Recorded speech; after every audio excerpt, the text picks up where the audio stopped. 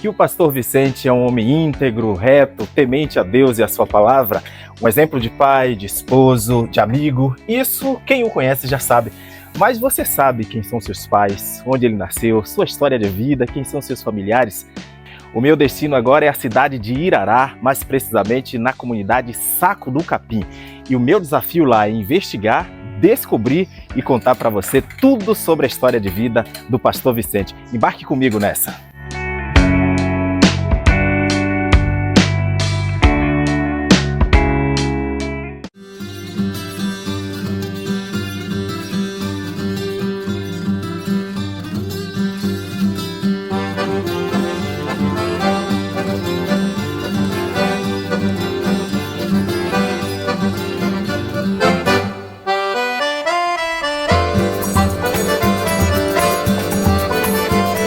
Pois é, depois de 5 horas de viagem, pelas informações, estou chegando aqui nesse exato local, a comunidade Saco do Capim, e foi exatamente aqui, neste cenário, nesta comunidade, fruto do amor de Dona Angelina e de seu Oswaldo, que nascia em 1977, mais precisamente 24 de fevereiro, aquele que se tornaria o pastor da primeira igreja batista em Igrapiúna. Nós vamos conhecer os bastidores dessa história e eu te convido para seguir comigo.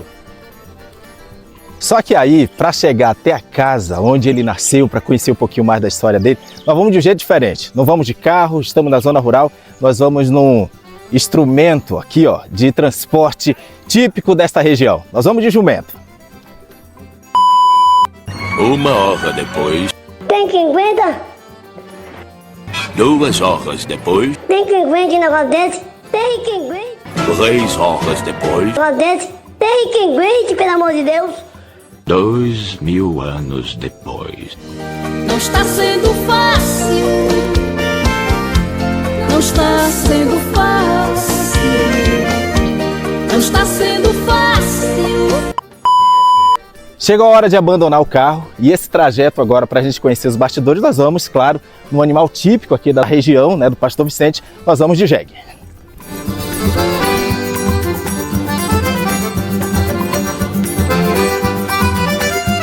Pastor, e aí, prazer vir à sua comunidade, hein? Boa, prazer receber vocês que aqui. Legal, tô querendo saber de tudo aí, quero que o senhor conte todas as histórias, de tudo que se passou pela sua vida aqui nesse lugar, viu? É, rapaz, tem muitas histórias aí pra gente contar.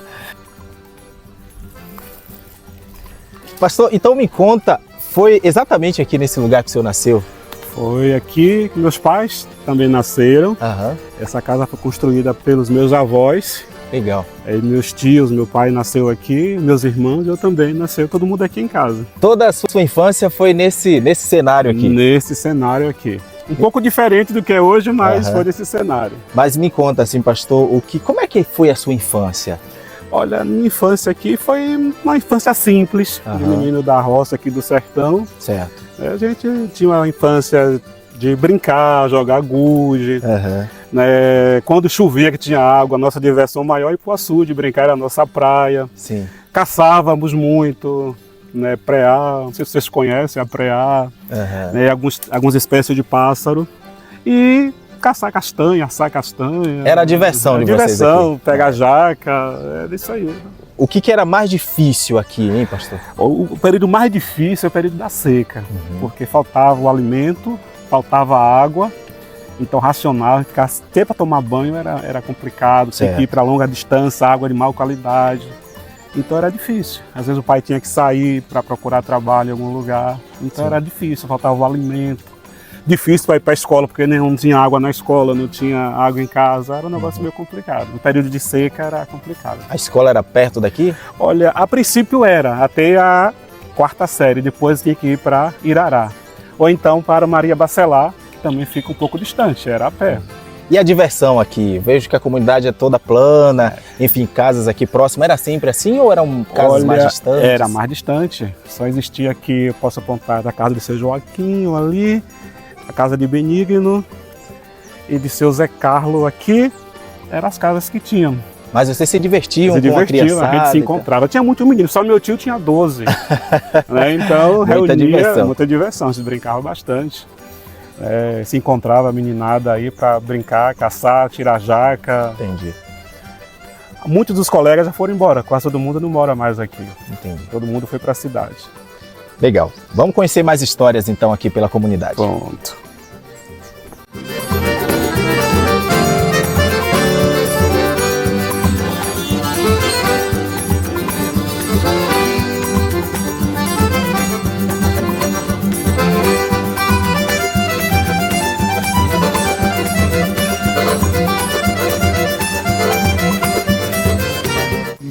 Olá, meus velhos.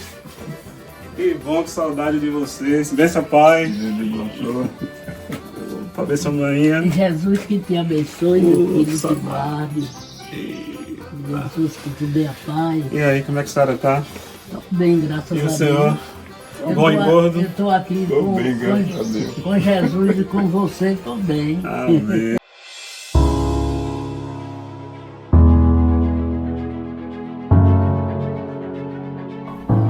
Finalmente eu cheguei, um privilégio muito grande. Estou aqui na casa dos pais do pastor Vicente, Dona Angelina, seu Osvaldo.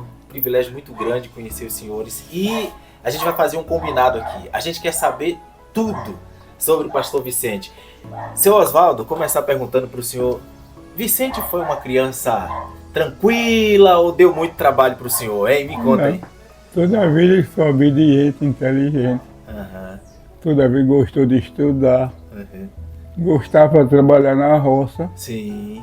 Todos que a gente fazia, que mandava fazer, ele fazia também. Era obediente, respeitador. Aham. Aprontava muito? Não. É aquele jeito de criança mesmo, porque Uhum. todas as crianças aprontam.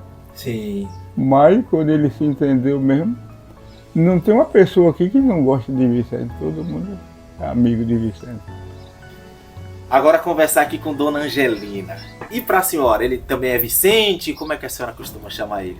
Eu chamo ele agora Vicente, Vicente. porque cresceu. E quando era pequeno? Quando era pequeno eu chamava Bimbi. Bimbi? Sim. Olha, ele nunca contou isso pra gente, então o apelido dele era Bimbi. Era, eu chamava Bimbi, que era mudengo, eu gostava muito dele. Gostava, não gosto. Aham. Aí eu chamava ele Bimbi. Bimbi, ele era dengoso, né? É porque eu fazia o dengo, que era o caçulo. Ah, então ele é o caçulo de vocês. É. Ah, que legal. Dona Angelina, teve algum momento difícil, assim, na vida dele, que vocês tiveram que acompanhar? Tem alguma história assim pra contar? Teve quando ele foi operar, Aham. quando ele caiu do cajueiro, ele nunca tinha doença nenhuma, não. Ah, era um menino forte. Era um menino forte. Você vê, era forte e não tinha barriga, não. Era a cinturinha fina. Ele não tinha barriga na época? Barriga grande, não. E o que foi que aconteceu? De onde veio isso? Depois que ele operou, ficou assim. Ah, então ele caiu do O cajueiro. carro do cajueiro enganchado. Aham. Aí as coisas pegou, cresceu. Ficou grande, aí levou pro médico. Sim. Falou que era hérnia. E o médico abria ele e não achava hérnia. Entendi. Operou em Salvador e operou em Feira, 2 vezes. Seu Osvaldo, me conta aí. E na roça? Vicente era bom de roça mesmo? Trabalhava ou era daquele que era caçula, né? Como que era? Não era, tinha coragem de trabalhar mesmo. Não precisava nem eu mandei trabalhar. Ele levantava, mas o irmão tomava café. Se fosse para cavar cobra, era para cavar cobra, se fosse para fazer farinha, para fazer a mandioca para fazer farinha. E todo o serviço que tinha para fazer, ele enfrentava com a cara boa. Nunca enturfou, nunca brigou para não ir, não. Meio-dia vinha, almoçava de Tatanavaí e a vida foi levando assim. Era bom de roça? Bom de roça mesmo. Que legal. Vocês trabalhavam de quê aqui na roça? A gente vivia de roça de mandioca, feijão, Aham. milho, fumo, Sim. em ano em ano. E o fumo não era direto, não. O feijão e o milho era em ano. E a farinha, a roça tinha que ter mandioca direto, que era para fazer farinha toda semana. Era para fazer a feira. A gente não tinha emprego nenhum, E era tudo da roça. tudo era da roça. Tudo que a gente tinha era da roça, era galinha, era porco, era ovelha, tudo que a gente criava para ir vivendo na roça. Emprego a gente não tinha, não. Agora a gente vivia, quem tinha que trabalhar não passava fome, não. Aham.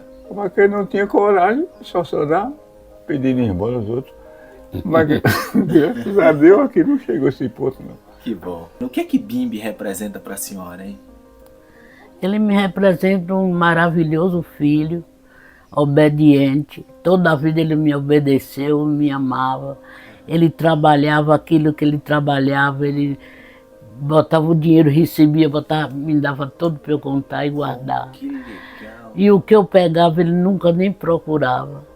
Ele para mim é um maravilhoso filho, desde pequeno até hoje. Que legal. Não tenho nada a dizer contra Vicente. Para mim ele é um maravilhoso filho. E o senhor, seu Oswaldo, o que é que o senhor diria de... O senhor chamava de Bimbi também, não? Não. O que é que Vicente representa para o senhor? Um bom menino, uma boa pessoa, uma boa criatura, pessoa de bem. Graças a Deus todo mundo ama Vicente. Uma pessoa bom, sabe respeitar, sabe entrar em qualquer lugar, sabe sair. Onde ele vai não deixa rastro, não deixa defeito nenhum. E sempre recebo nova boa de Vicente. Nunca recebi uma mágoa, alguma coisa para eu ficar de mágoa com o Vicente, não. Sempre me obedeceu e até hoje. Vicente ainda bota comida na minha boca. Que legal. Quando ele chega aqui, depois que eu fiquei sem enxergar. Ele pega comida, bota na minha boca. Tira a jaca, tira os bagos da jaca toda, tira os caroços. E bota na minha boca, eu vou mastigando e engolindo ele. Ainda pega a água, lava a minha boca, passa sabão. Limpa tudo, eu fico bem de mil alegre, satisfeito. Agora, depois de casado. Eu desejo que o Espírito Santo dê sabedoria a ele, ministrar as ovelhas do Senhor. Que ele seja fiel para Jesus e para as ovelhas. Que ele toma conta. Que Deus deu a ele para tomar conta, que nós não temos nada. Não tem tudo de Deus. Eu desejo a ele que ele seja feliz onde ele pisar. Muita felicidade, muito amor. E que ele seja feliz com as ovelhas de Deus. E a todo mundo, que os irmãos dele tudo gostam dele e amem ele como Jesus amou. Jesus disse que quem ama Jesus ama Deus. Quem não ama Jesus não ama Deus. Eu peço que ele seja feliz até para frente, mas é feliz ainda. Tudo que ele faça seja feliz.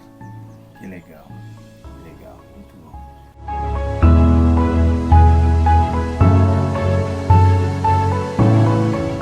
Seu Davi é quem vai nos ajudar aqui a contar um pouquinho das histórias de infância de Vicente. O senhor conhece Vicente desde quando, hein, seu Davi? Desde quando ele nasceu. Desde pequenininho o senhor já... Desde quando ele saiu, ele nasceu molinho no ventre da mãe dele, que nasceu, que a gente criou junto aqui com a gente, sou vizinho dele. Viu? E Vicente foi um menino obediente, certo. Um menino calmo, não era de muitas festas, não era de muitas coisas, mas era um menino tranquilo, calmo. Sempre foi calminho assim? Sempre foi calminho. Ele é calmo. Aqui também calmo, sorridente, desse jeito que ele era muito alegre também com a gente. Bom menino, bom amigo no meio da gente. E Vicente foi crescendo, eu como religioso, eu que fui líder da igreja, fui ministro da igreja, e Vicente também começou a acompanhar a igreja. Certo. E aí Vicente se revelou que tinha uma vontade de ser padre. Certo. E aí Vicente assumiu um grupo de jovem, que chamava JCC. JCC. Um grupo de jovens. Jovens caminhando com Cristo. Jovem caminhando com Cristo. Ah, entendi. E aí ele foi crescendo com esse grupo, aí ele me pediu, Davi, eu gostaria que você fosse lá me dar uma ajuda, você tem conhecimento mais do que eu, para que a gente pudesse mais. Aí eu fui, entendeu? Que eu dava também aula de catequese da Pastoral da Crisma, Aí eu fui também ajudar Vicente, né? E lá nós conseguimos colocar no grupo 85 jovens. Que legal. Ele já tinha essa liderança? Essa liderança foi dele. Eu fui dar uma ajuda a ele e aí conseguimos colocar no grupo 85 jovens. Que legal. E aí Vicente cresceu naquela vontade de servir a Deus, que o problema desse é com Deus. Vicente nunca foi um menino assim, namorador, menino não assim. gostava muito de namorar? Não é que não gostava. Ele não tinha os olhos voltados. Ele tinha os olhos voltados pelo estudo dele, ele gostava de estudar, ele queria estudar, ele queria ser padre. Chegou até a entrar no seminário, não foi? Ainda foi seminarista. Chegou ainda a ser seminarista ainda, que o sonho dele é servir a Deus, desde criança. Isso ele tinha esse desejo, né? Depois ele teve uma namorada, começou com essa namorada, depois não deu certo. Ele acabou, e aí foi quando ele chegou, que fundou a igreja aqui, a Batista. Ele aí disse, olha, ele até me chamou também. Certo. Me convidou, Davi, olha, tem a igreja Batista ali, eu gostei muito da igreja Batista, eu gostaria que, eu vou seguir a igreja Batista, eu gostaria que até que você também fosse comigo. Ele disse, não, Vicente, eu não vou não. Você quer ir, você vai, eu vou ficar por aqui mesmo. Vou ficar aqui na igreja católica, como eu estou até hoje na igreja católica. Entendi. E aí ele foi para a igreja Batista e está lá até hoje, né, Vicente? Servindo a Deus, estudou, se formou, agora é pastor da igreja. Então Vicente foi esse menino que ele nasceu, cresceu para servir a Deus. Tem alguma história engraçada que vocês viveram juntos, da infância? É a história da infância, que eu fui para Irará com ele, lá para um culto da Irará, caímos da moto, se ralou todo. Comemos areia. Comemos areia, tudo, mas essa foi coisa mesmo de acontecimento. E era um menino que ele sempre me pedia, assim, informação, me pedia ajuda, isso aqui, me pedia assim, uma ajudazinha assim, pra gente conversar, coisa que ele não sabia, e foi sempre assim. E hoje, graças a Deus, ele está aí, né, na caminhada dele. Assim, ele vai estar completando 10 anos lá na Igreja Batista em Irapiúna. E aí eu queria que o senhor deseja para ele nesses 10 anos? Que o senhor fale para ele agora, o que o senhor deseja para ele nesses 10 anos de ministério? Olha, os 10 anos já se passou. O que importa agora não é esse 10 anos que passou, mas que daqui a mais 10 anos, que ele esteja muito mais forte, que ele resgate muitas mais almas para Deus, que ele sirva muito mais ainda de Deus, porque o mundo está precisando. O mundo está precisando da graça de Deus. O mundo está precisando da palavra de Deus. O mundo está precisando da convenção, daquele que leva a Jesus. Mesmo que as pessoas não entendam, não compreendam, não queiram, mas que você seja aquele apóstolo de Cristo que leve a Jesus aos necessitados. Como diz Jesus, é melhor tu buscar uma ovelha perdida no fundo do mato do que tu guiar 1000 salva. E que ele seja esse servo que vai buscar as ovelhas perdidas, para que ela encontre Jesus.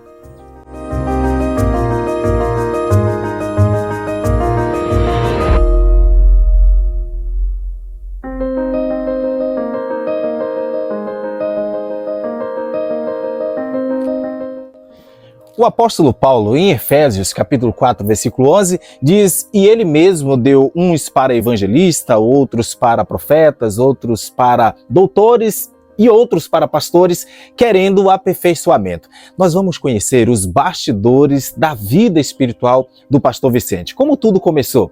E eu já sei que boa parte dessa história se passou aqui, na Igreja Batista Campinense. Vamos conhecer um pouquinho dessa história.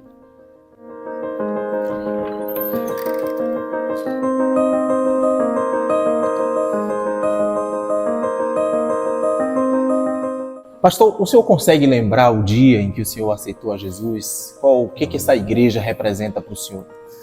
Perivane, estava aqui passando um filme aqui, onde nós estamos sentados aqui. Nesse banco? Nesse banco aqui, há 24 anos atrás. Mais ou menos umas 3h40 para 4 horas da tarde, mais ou menos. Eu estava aqui sedento, era o segundo culto aqui da igreja após a inauguração. Sim. E aí quando o Rivelino, que era o seminarista na época, fez o apelo, eu fui o primeiro a levantar a mão. E aceitou a Jesus. E aceitei a Jesus. Legal. E aí foi um susto para a comunidade que estava aqui, porque uma grande parte era membro lá da Igreja Católica. Sim. E eu aceitei a Cristo. Aí quando eu saí daqui, a comunidade toda já estava... Era o comentário da comunidade naquele dia, foi o comentário da cidade. O padre se desviou, o menino quer ser padre se desviou, e aí foi aquela zoada aqui na comunidade. O senhor tinha quantos anos na época? Na época, eu tinha 25 anos. E antes de aceitar Jesus, como que era a sua vida cristã, digamos assim? Olha, Perivânia, tem um local chamado Santo Antônio aqui. Eu sempre ia com a minha mãe para lá, sempre fui envolvido com a Igreja Católica. Certo. E aí eu fui um dia, eu ganhei uma Bíblia de presente. Teve um concurso para responder uma pergunta, e eu respondi sobre quem eram os pais de Jesus. Certo. Aí Maria e José, eu ganhei uma Bíblia. Passei a ler a Bíblia a partir daí. Também não era muito difícil essa pergunta, né? Mas ninguém acertou. E aí começou a minha vida cristã a partir daí. Comecei a ler a Bíblia. Certo. E aí um dia eu estava lá em Santo Antônio, na festa do padroeiro, eu vi um padre pregando. Falei, meu coração ardia de desejo, eu quero também ser padre, eu quero pregar como ele. Aí eu procurei o padre e disse que eu queria ser padre. E a partir daí ele disse, não, você precisa estudar. Você precisa pelo menos concluir o 2º grau. Mas a gente vai te acompanhando, participando dos retiros, dos discernimentos vocacionais. Entendi. E a partir daí eu comecei, me crismei, assumi o grupo de catequese, me tornei líder da comunidade. Levou a sério mesmo? Levei a sério, fazia missões, final de semana eu ia para o seminário, ficava aqui com a paróquia, celebrava a ceia, pregava, fazia missões. E eu decidi mesmo que ia ser padre. Quando concluí o 2º grau, eu decidi, fui para o seminário lá em Capim Grosso, pré-noviciado. E dentro desse percurso, a gente também, como católico, a gente tinha aquela vida da igreja, e também eu participava com a minha mãe. Toda quinta-feira a gente ia para o terreiro lá de Maria Bacelar, Sim. Onde eu era lá, tomava os banhos, via a sessão, e lá eu seguia muito um tal do Caboclo Eru, que era que eu conversava, pedia opinião, e era aquela vida dupla. A Maria Bacelar era muito minha amiga também nesse sentido. Ela era mãe de santo, digamos assim. Era mãe de santo, que também ajudava a Igreja Católica também. Era quem dava o sino da igreja, que ela era vereadora, foi vice-prefeita. Então ela ajudava a igreja. Tudo que a igreja precisava, ela estava ajudando lá para a Igreja Católica. Entendi. Só que nesse percurso, 2 pessoas muito importantes, Joelson e Verônica, que é minha prima. Ele sempre apresentou o evangelho para mim. Joelson, na primeira semana lá na escola, a gente brigou praticamente quando ele disse que Maria tinha filho. Eu quase batia nele. O senhor não aceitava? Não, de forma Maria virgem antes e depois do parto. E aí a gente brigou naquele dia, mas depois ficamos amigos. E aí começamos uma amizade. Eu gostava de violão, ele me ensinou a tocar umas notas de violão. Certo. Eu vinha da roça, ele me levava para casa dos pais dele, para a igreja. E aí eu comecei a perguntar a ele por que ele não gostava de Maria. Ele foi me mostrar na Bíblia. Por que eu não gostava de imagem, foi explicando. E aí a gente foi estudando a Bíblia juntos. E isso durou da 5ª série até eu concluir o ensino médio. Entendi. Essa amizade da evangelização. Entendi. E aí, algumas vezes eu fui à igreja lá visitar, mas quando chegou o dia que eu fui para o noviciado, que eu fui para Salvador fazer o retiro de opção de vida, eu decidi naquele dia que eu ia fazer os votos, e aí eu não consegui. Que o senhor seria padre, então, a partir daquele dia? Eu seria... Já tinha feito todo o estudo já estava na parte final? Ia entrar, porque os jesuítas são 12 anos de estudo. Ainda tinha muito chão pela frente. Mas aí, naquele dia, eu não consegui mais. Aí entra a Verônica. Um dia, minha prima, sempre me evangelizava. Mas um dia ela fez algo que me marcou. Eu estava fazendo a celebração lá na casa da minha tia e caí na besteira de dar uma oportunidade a ela. E nesse dia, ela crente, e eu achando... Ela congregava aqui nessa... Não, quer dizer, ainda não tinha inaugurado? Não tinha aqui ainda. Certo. Aí ela disse assim, vamos dar uma oportunidade, né? É de outra, a nossa irmã separada, né? Que é essa irmã separada. E aí ela deu a oportunidade para quê? Ela começou a dizer, essa minha tia ir para o inferno, que era minha mãe, a culpa é sua. Nossa. Se a minha mãe ir para o inferno, a culpa é sua. Aqui, nossos primos aqui, se ir para o inferno, a culpa é sua. Porque você conhece a verdade, você sabe da verdade. Você sabe que imagem não salva. Que Jesus não está lá mais na cruz. Que há um só intercessor. É verdade ou não é? É verdade. Caraca. E a partir daquele dia eu saí dali de cabeça baixa. E todas as vezes que eu ia para as celebrações, vinha sempre a imagem: se a sua tia ir para o inferno, sua mãe para o inferno. Aí eu via aquela multidão, às vezes beijando a batina, segurando, pegava lá, beijava. E eu dizia: esse povo tudo para o inferno por minha causa. Aí eu comecei a conversar com os padres, que não dava certo, que estava meio confuso. Sei. Ele disse: você está conversando com algum protestante? Aí eu falei: um pouco, tenho amigos, mas vá para o seminário e quando chegar lá você resolve isso. Entendi. Lá você vai estudar, vai entender a teologia e vai entender que tudo isso é conversa de protestantes. Mas eu não consegui. Aí eu fui aqui nessa igreja, na fazenda ainda, uma fazenda, eles se reuniam ali, embaixo de um pé de umbu, mais ou menos assim. Sim. O povo tudo se reuniu. Eu fui lá 2 vezes. E ali eu gostei demais, eu gostei da palavra, gostei do jeito. Não tinha muito barulho, que eu gostava, assim, achei parecido lá com o catolicismo. Mas ali tinha algo diferente, que era a palavra de Deus, a forma de louvar a Deus. E aí eu comecei a ter conversa com essas pessoas. E eu lembro do culto de inauguração aqui, eu vim, né? E no segundo culto eu já aceitei a Cristo. E a partir daí minha vida mudou. Entendi. A princípio meu pai não quis que eu ficasse em casa, né? Que ele falava sempre: meu filho, eu tenho um filho ladrão do que ter um filho crente. Mas aí eu mesmo assim fui para a feira, fiquei na casa de Verônica, o pastor João, que hoje é pastor, era meu colega, me levou para a casa dele.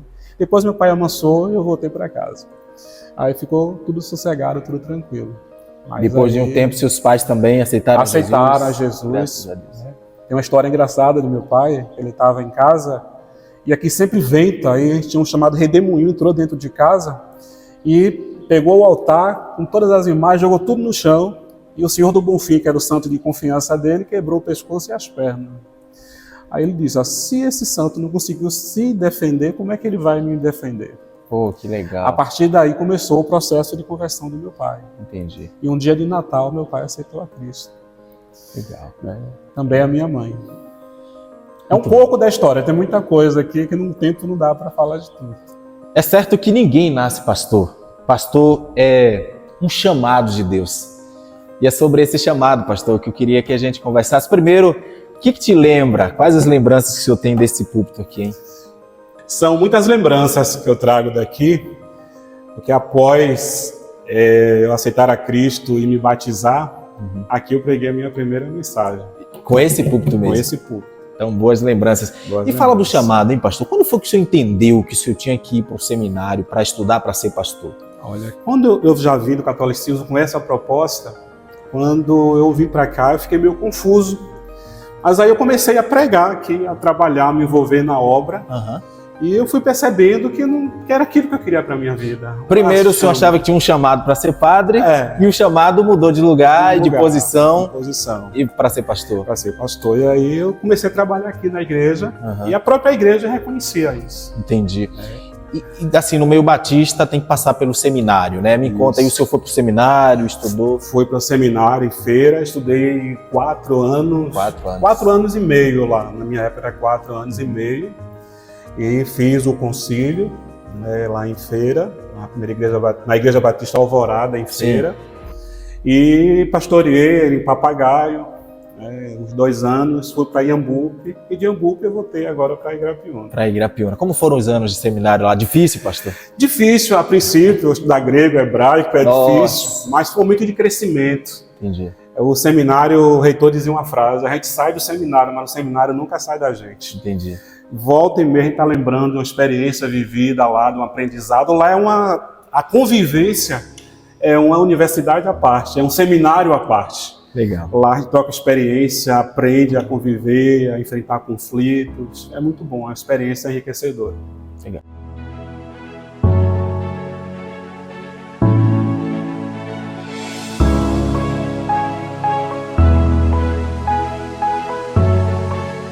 A gente já pôde conhecer Vicente pelo olhar dos pais, do amigo. Agora nós vamos conhecer no olhar da irmã. E com certeza tem novidade. Vem cá pra gente acompanhar isso. Seja bem-vindo. Prazer, viu? O prazer é todo meu. Casa. Estamos curiosos, viu? Rosinha, a gente quer saber quem é o Vicente enquanto irmão, hein? Eu não tenho palavras. Aham. Não tenho palavras. Eu e ele, desde criança, nós nunca discutíamos nem um dia. Nenhuma briguinha assim Não, de irmão? nada. Com meu outro irmão, o pau quebra direitinho. Mas porque Vicente com é sempre ele- calminho, né? Ele é sempre calmo. Entendi. Eu e ele, nós nunca tivemos discussão. Ele sempre foi um menino carinhoso, um menino obediente, verdade. Obediente, obedecia a maninha, como obedece até hoje. Eu e Mara, a gente era mais sapeca, Aham. mas Vicente não, era esse menino aí que vocês conhecem hoje. E aquela história, aquele segredinho de infância ali que você guarda dele, conta pra gente aí. O segredinho de infância é que quando ele era muito pequenininho, ele queria ficar atrás de mim no meu colo e ele era muito gordinho. E aí minha mãe leva, eu ia pra casa de minha tia, e minha mãe leva Vicente, eu dizia eu não vou, que eu queria brincar, e ele queria ir, aquela confusão. Aí eu peguei, menina, foi perversidade, gente. Nossa. Peguei ele, botei no colo e levei, mas quando chegou no meio do caminho tinha assim um monte de formiga. Não vai dizer que você pôs ele na formiga. Coloquei Vicente lá na formiga e fui pra casa de minha tia. Geralda. Fui pra casa de minha tia e chegou lá, aí Vicente começou a gritar, aí manhãzinha começou a me chamar, assim, o que é que Vicente tá chorando, o que é que Vicente tá chorando? Quando a gente voltou, o Vicente tava sentadinho na formiga. Em cima do formigueiro? Sim, a formiga mordendo. Meu Deus Depois eu me arrependi. Eu tinha mais ou menos uns 7 para 8 anos. Acho que não tinha tudo isso, não. Era menos. E aí eu me arrependi até hoje. Até hoje eu peço perdão a ele por isso. Já pediu perdão e já tá perdoado. E ele ia ser padre, e aquela confusão toda, e a gente tudo feliz, porque nós éramos católicos pé roxo. Sim, sim. E a minha mãe estava feliz da vida, que Vicente iria ser padre, Aí meu irmão precisava ficar em um determinado lugar para ele ter a decisão mesmo, ver se era aquilo mesmo que ele queria. Certo. E ele foi para Salvador, e eu morava em Salvador. E aí naquela noite, ele teve o encontro verdadeiro com Cristo. Sim. O verdadeiro Cristo, né? Que até então eram as imagens que ele seguia, como vocês já sabem. E aí naquele dia ele chegou na minha casa, ele ficou 3 dias recluso nesse lugar muito distante. E aí quando ele chegou no mosteiro, né? Quando ele chegou na minha casa, ele muito pensativo, que ele era muito pensativo, eu vi ele pensativo, eu perguntava, o que é que você tem, meu irmão? Fala comigo o que é. E eu feliz, porque ia ter um padre na minha família, misericórdia. E aí quando ele começou a me dizer, eita, minha irmã, eu não vou ser mais padre. Tomei minha decisão hoje, tomei minha decisão. Falei, misericórdia, o quê? E agora? Como é que tu vai falar com amanhã que tu não vai ser padre? E agora amanhã vai dar um ataque, e amanhã mais pai, tá tudo lá feliz que tu vai ser padre. E agora? Eu não vou ser padre mais. Primeiro porque lá no lugar onde eu estava era tudo deserto, não tinha nada, e eu ouvi uma vigília a noite inteira. Saí no lado de fora, olhei de um lado, olhei do outro, não vi ninguém, e a vigília a noite inteira. A pregação, o pastor pregava, o louvor comia no centro e ele não tinha ninguém ao redor. E segundo, que Deus tocou no meu coração. Hoje eu não vou, agora eu não posso mais ser padre. Eu vou ser qualquer coisa, menos padre. Ele disse que não tinha ainda a convicção de que ele ia ser pastor.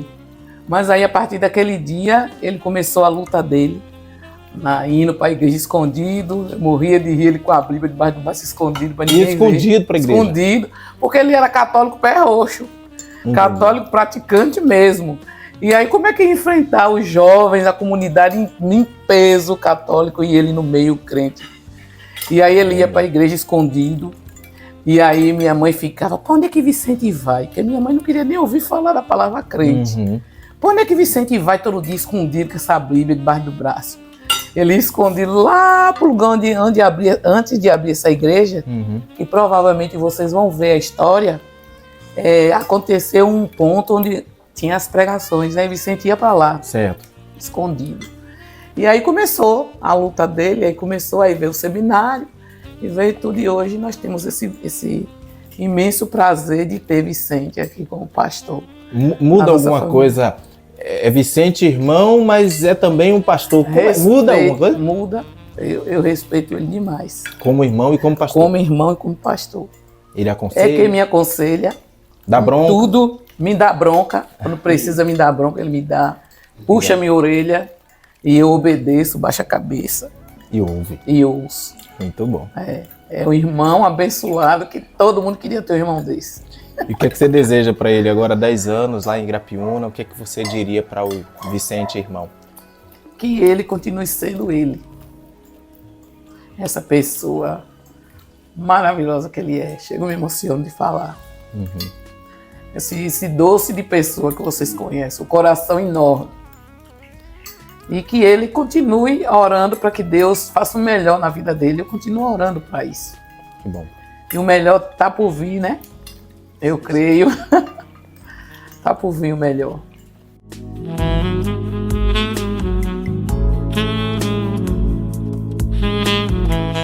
Chegando de Irará, agora a gente vai saber da vida amorosa do pastor. Vem comigo. Casa. Pastor, tá todo mundo querendo saber da sua vida amorosa. Onde foi que o senhor encontrou Lindinalva, hein? Nos conhecemos no Seminário Batista. Eu me recordo como se fosse hoje, né? Foi no seminário, durante uma festa de recepção dos calouros. E foi divertido, a gente estava fazendo várias brincadeiras. E ele me chamou a atenção, estava sério. E eu achei ele assim bonito. E aí fiz um trabalho de investigação, né? Comecei a perguntar às colegas sobre ele, perguntar quem era, se era comprometido. As meninas disseram que não, no momento não. E aí eu fiquei orando ao Senhor, né? Procurei também saber como ele desempenhava o trabalho no Reino de Deus, e fiquei sabendo que ele já era diretor da congregação em Sacro do Capim, na zona rural, onde os pais dele moram até hoje. E me interessei porque sempre foi o meu sonho me casar com uma pessoa que tivesse o mesmo ideal de vida, assim, no sentido de evangelismo, que é uma área que eu gosto. E eu vim também de um trabalho com congregação, trabalhei 7 anos com congregação, eu achei que a gente tinha alguma coisa em comum. Ser esposa de pastor é uma responsabilidade muito grande, porque há uma cobrança e a gente está seriamente ligado a todo o comportamento que o pastor possa ter. Tem a cobrança do cuidado com o pastor e tudo que diz respeito ao reino de Deus, né? Ao bom andamento da causa também, da obra de Deus. A gente tem um papel muito importante para desempenhar ao lado do pastor e ajudar da melhor forma possível, mas às vezes a gente não se sente totalmente capaz. A gente sabe que só o Espírito Santo de Deus pode realmente nos dar sabedoria para sabermos como nos conduzir. É um pai conselheiro, ao mesmo tempo um pai psicólogo, um pai brincalhão. Sempre quando eu fico triste, alguma dúvida, eu sei que para quem contar. Então eu amo muito meu pai.